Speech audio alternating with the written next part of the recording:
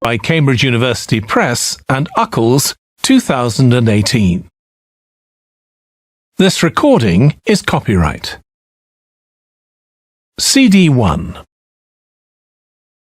Test 1. You will hear a number of different recordings, and you will have to answer questions on what you hear. There will be time for you to read the instructions and questions, and you will have a chance to check your work. All the recordings will be played once only. The test is in 4 sections. At the end of the test, you will be given 10 minutes to transfer your answers to an answer sheet. Now turn to Section 1.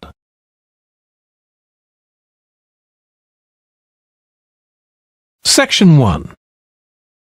You will hear a telephone conversation between a woman who wants to attend a cookery class and an official at a tourist information centre. First, you have some time to look at questions 1 to 6.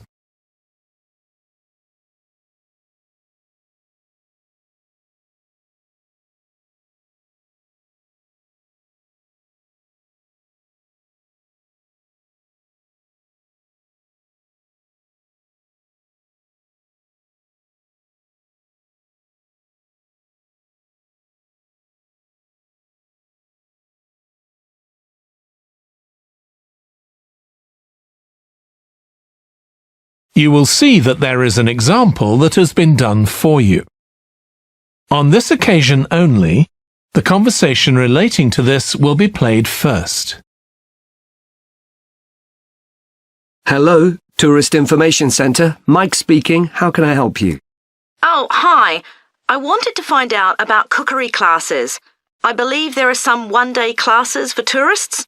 Well, they're open to everyone, but tourists are always welcome. OK, let me give you some details of what's available. There are several classes. One very popular one is at the food studio. The first cooking class is at the food studio, so studio has been written in the space. Now we shall begin.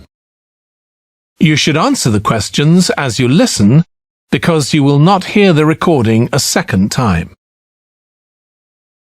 Listen carefully and answer questions 1 to 6. Hello, Tourist Information Centre. Mike speaking. How can I help you? Oh, hi. I wanted to find out about cookery classes. I believe there are some one-day classes for tourists. Well, they're open to everyone, but tourists are always welcome. OK, let me give you some details of what's available. There are several classes. One very popular one is at the food studio.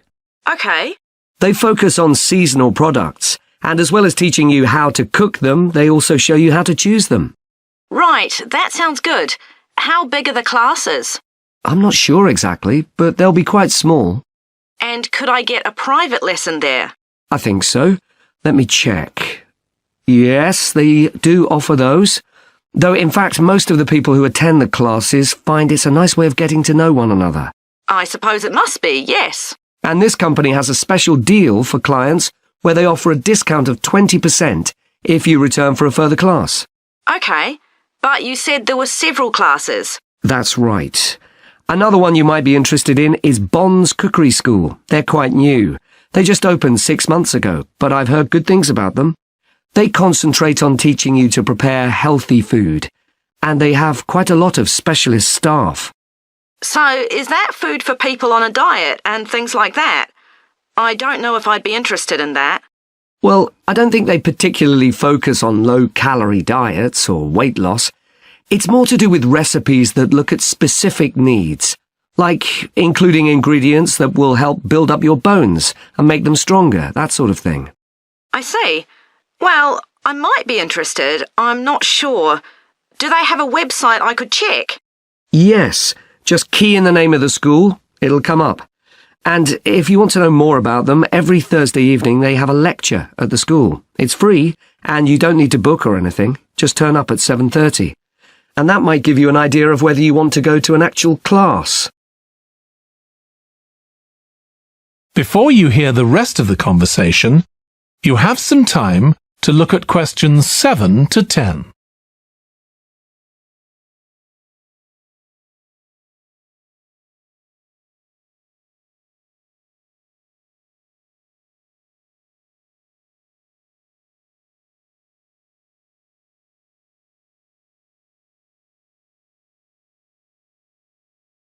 Now listen and answer questions 7 to 10. OK, there's one more place you might be interested in. That's got a rather strange name. It's called the Ielts Centre. That's spelled A-R-R-E-T-S-A. OK. They've got a very good reputation. They do a bit of meat and fish cookery, but they mostly specialise in vegetarian dishes. Right. That's certainly an area I'd like to learn more about. I've got lots of friends who don't eat meat. In fact, I think I might have seen that school today. Is it just by the market? That's right. So they don't have any problem getting their ingredients. They're right next door. And they also offer a special 2-hour course in how to use a knife. They cover all the different skills, buying them, sharpening, chopping techniques. It gets booked up quickly, though, so you'd need to check it was available. Right, well, thank you very much. I'll go and check that out. That is the end of section 1. You now have half a minute to check your answers.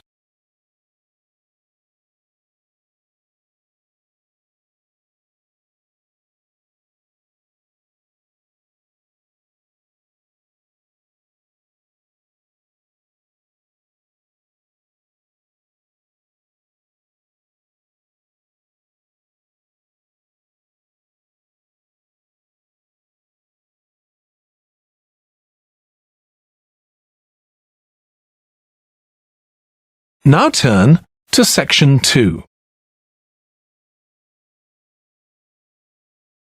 Section 2. You will hear the chairman of the Highways Committee of Granford speaking to members of the public about proposed changes to traffic and parking in the area. First, you have some time to look at questions 11 to 13.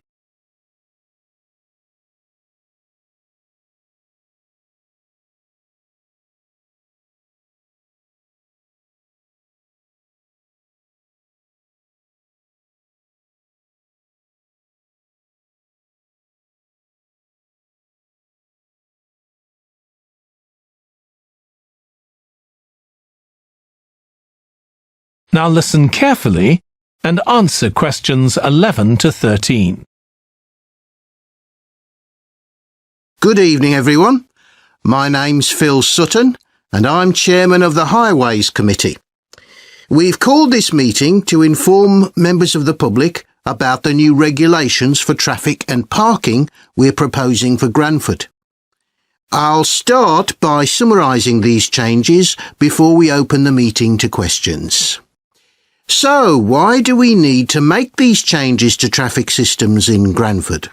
Well, we're very aware that traffic is becoming an increasing problem. It's been especially noticeable with the increase in heavy traffic while they've been building the new hospital. But it's the overall rise in the volume of traffic of all kinds that's concerning us. To date, there's not been any increase in traffic accidents, but that's not something we want to see happen, obviously. We recently carried out a survey of local residents, and their responses were interesting. People were very concerned about the lack of visibility on some roads due to cars parked along the sides of the roads. We'd expected complaints about the congestion near the school when parents are dropping off their children or picking them up. But this wasn't top of the list, and nor were noise and fumes from trucks and lorries, though they were mentioned by some people. We think these new traffic regulations would make a lot of difference, but we still have a long way to go. We've managed to keep our proposals within budget, just so they can be covered by the council, But of course it's no good introducing new regulations if we don't have a way of making sure that everyone obeys them. And that's an area we're still working on with the help of representatives from the police force. Before you hear the rest of the talk, you have some time to look at questions 14 to 20.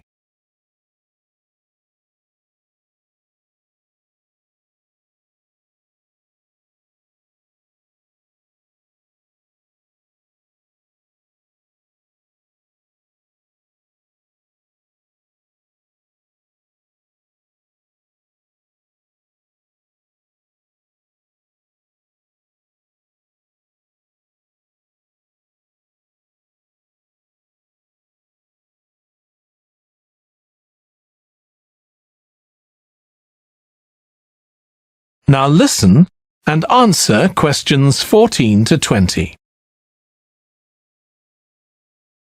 OK, so this slide shows a map of the central area of Granford with the High Street in the middle and School Road on the right. Now, we already have a set of traffic lights in the High Street at the junction with Station Road, but we're planning to have another set at the other end at the School Road junction to regulate the flow of traffic along the High Street. We've decided we definitely need a pedestrian crossing. We considered putting this on School Road just outside the school, but in the end we decided that could lead to a lot of traffic congestion. So we decided to locate it on the High Street, crossing the road in front of the supermarket. That's a very busy area, so it should help things there. We're proposing some changes to parking. At present, parking isn't allowed on the High Street outside the library, but we're going to change that and allow parking there, but not at the other end of the High Street near School Road. There'll be a new no parking sign on School Road just by the entrance to the school, forbidding parking for 25 metres. This should improve visibility for drivers and pedestrians, especially on the bend just to the north of the school.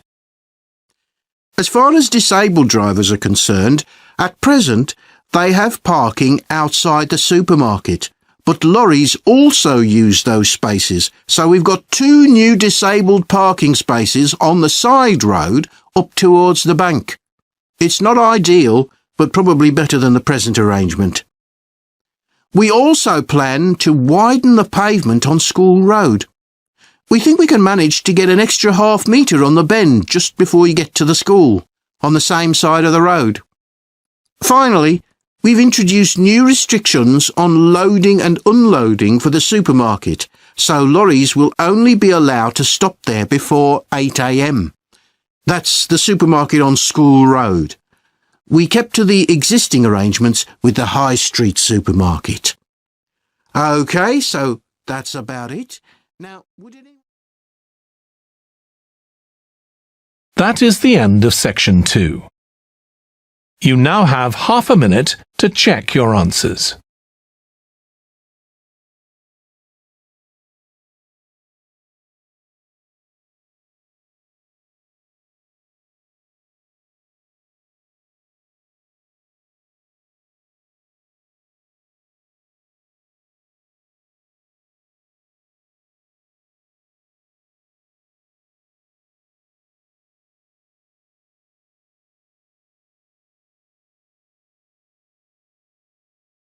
Now turn to section 3. Section 3. You will hear 2 biology students called Emma and Jack discussing an experiment they are going to do together. First, you have some time to look at questions 21 to 25.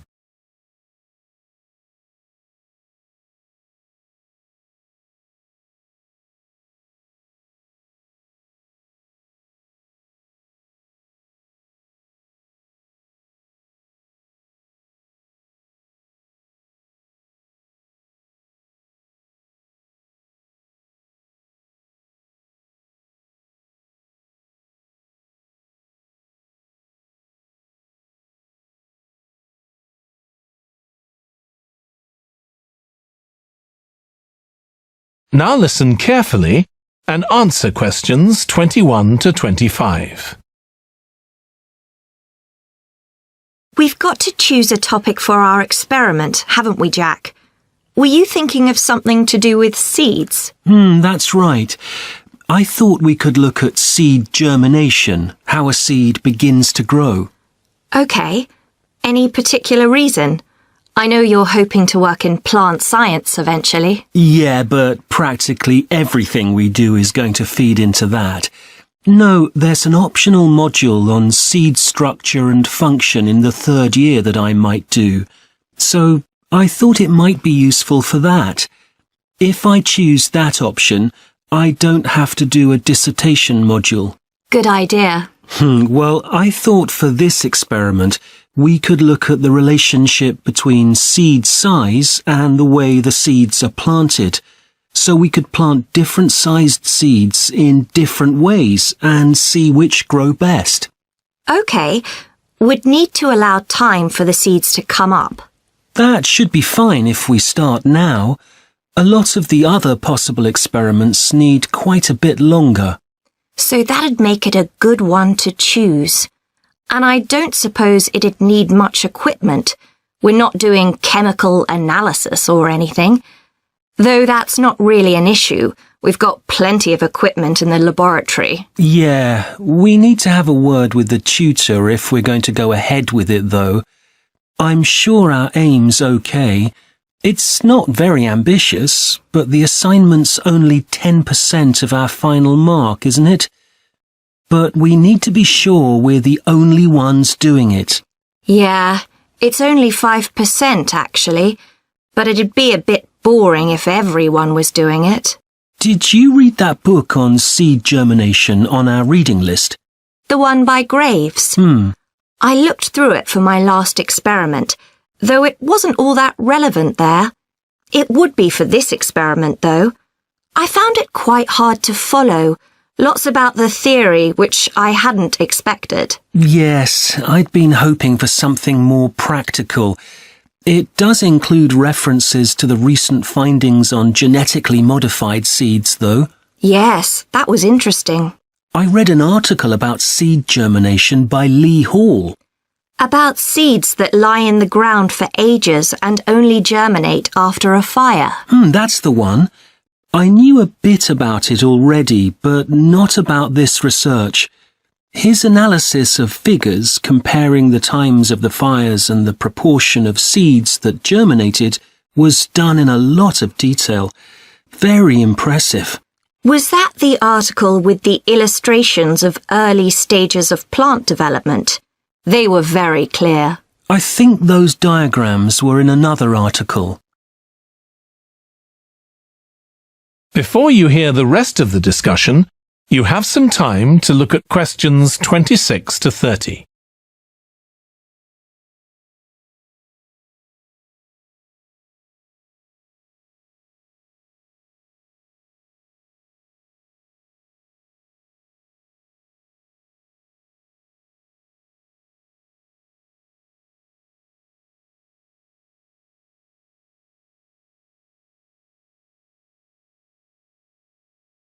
Now listen and answer questions 26 to 30. Anyway, shall we have a look at the procedure for our experiment? We'll need to get going with it quite soon. Right. So the first thing we have to do is find our seeds. I think vegetable seeds would be best, and obviously they mustn't all be the same size. So how many sorts do we need? About 4 different ones? I think that would be enough. There'll be quite a large number of seeds for each one. Then for each seed, we need to find out how much it weighs and also measure its dimensions. And we need to keep a careful record of all that. That'll be quite time-consuming. And we also need to decide how deep we're going to plant the seeds, right on the surface a few millimeters down, or several centimeters. OK, so then we get planting. Do you think we can plant several seeds together in the same plant pot? No, I think we need a different one for each seed. Right. And we'll need to label them.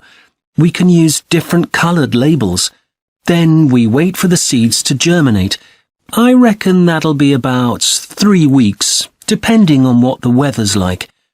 Then we see if our plants have come up and write down how tall they've grown. Then all we have to do is look at our numbers and see if there's any relation between them. That's right. So then we get...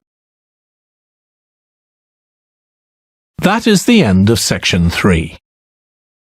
You now have half a minute to check your answers.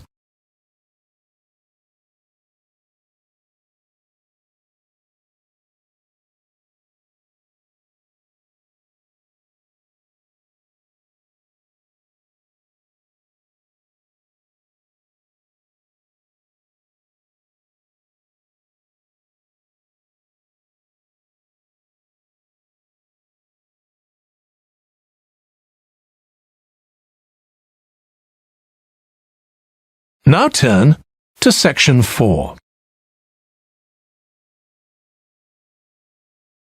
Section 4. You will hear part of a lecture on an environmental studies course about recent research on how animals are adapting to urban environments.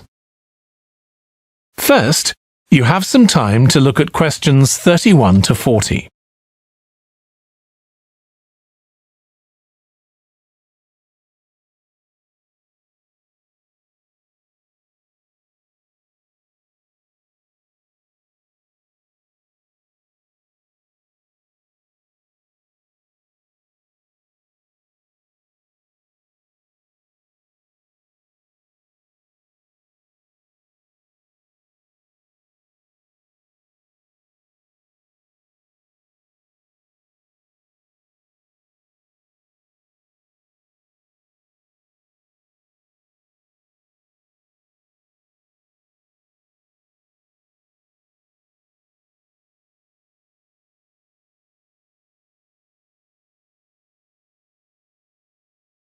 Now listen carefully and answer questions 31 to 40.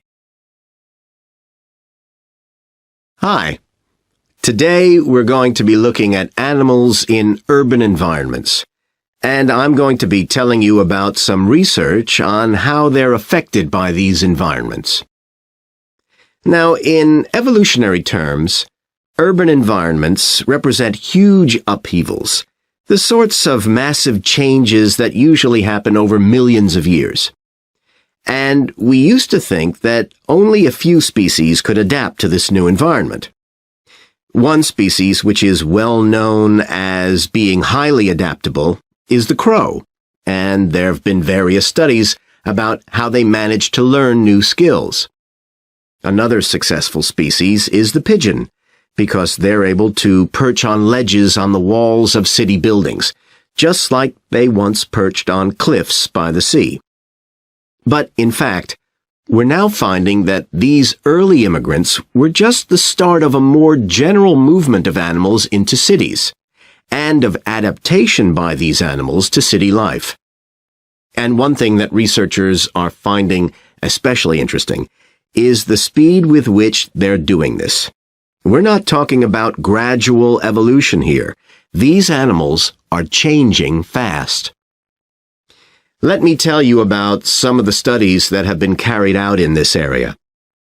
So, in the University of Minnesota, a biologist called Emily Snellrud and her colleagues looked at specimens of urbanized small mammals such as mice and gophers that had been collected in Minnesota and that are now kept in museums there.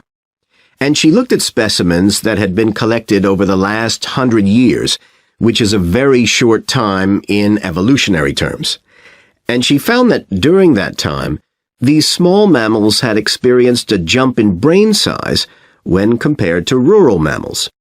Now, we can't be sure this means they're more intelligent, but since the sizes of other parts of the body didn't change, it does suggest that something cognitive was going on.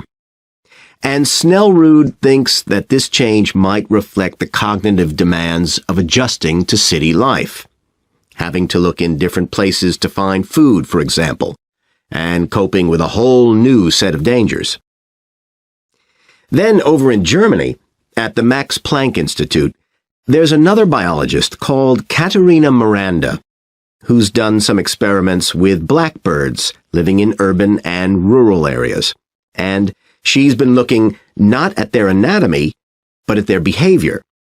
So, as you might expect, she's found that the urban blackbirds tend to be quite bold. They're prepared to face up to a lot of threats that would frighten away their country counterparts. But there's one type of situation that does seem to frighten the urban blackbirds, and that's anything new, anything they haven't experienced before. And if you think about it, that's quite sensible for a bird living in the city.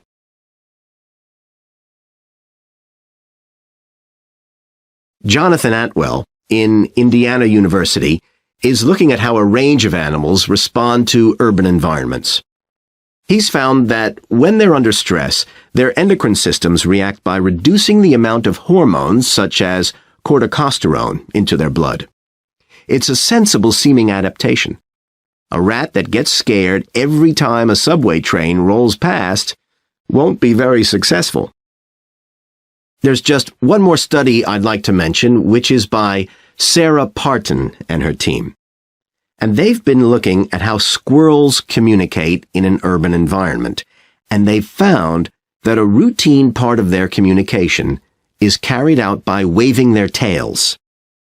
You do also see this in the country, but it's much more prevalent in cities, possibly because it's effective in a noisy environment. So, what are the long-term implications of this? One possibility is that we may see completely new species developing in cities. But on the other hand, it's possible that not all of these adaptations will be permanent. Once the animals got accustomed to its new environment, it may no longer need the features it's developed. So now we've had a look at adaptation. That is the end of section 4. You now have half a minute to check your answers.